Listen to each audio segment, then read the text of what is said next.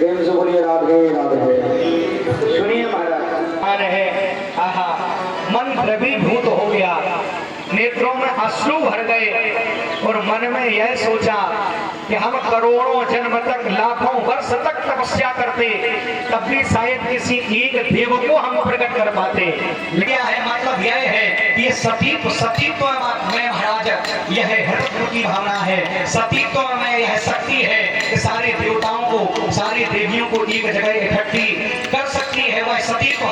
तो ये सती कहाँ पर हुई? ये केवल भारत देश में हुई है।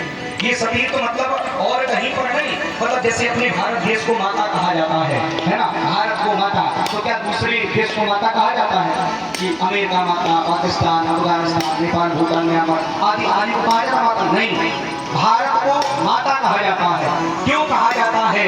क्योंकि भारत में भगवान आता है, इसलिए भारत को माता कहा जाता है।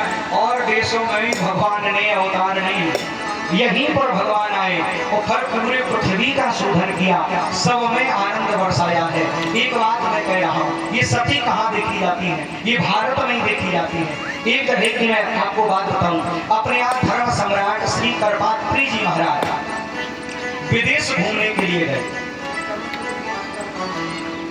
विदेश घूमने के लिए महाराज गए। सो वहां पर हुआ क्या कि एक देवी जी के पति खत्म हो गए थे, पति खत्म, तो वहां पर वो कब्र में दफना दिए गए। सो वो कब्र के ऊपर ऐसे हवा कर रही थी, पंखा कर रही थी। सो करपात्री जी महाराज ने देखा कि देखो कितनी बढ़िया देवी है, पति खत्म हो गया तब भी उसकी सेवा कर रही है। तो ऐसे महाराज ऐसे हाथ जोड़ करके प्रणाम किया, हाथ जोड़ करके प्रणाम किया, और जैसे ही प्रणाम किया महाराज वैसे उस देवी ने बोला, हे महाराज आप ये क्या कर रहे हो, प्रणाम क्यों कर रहे हो? तो हमारे यहाँ के संत ने कहा कि देवी, हमारे यहाँ पर जो देवियां भारत देश में हैं वो अपने पति की सेवा तब तक करती हैं जब तक उनके पति जीवित रहते हैं। पति समाप्त हो गए तब भी तुम उनकी सेवा कर रही हो, कब्र के ऊपर तुम पंखा कर रही हो, तो तुम तो धन्य हो, हे देवी तुम तो धन्य हो। वो देवी मुस्कुराई।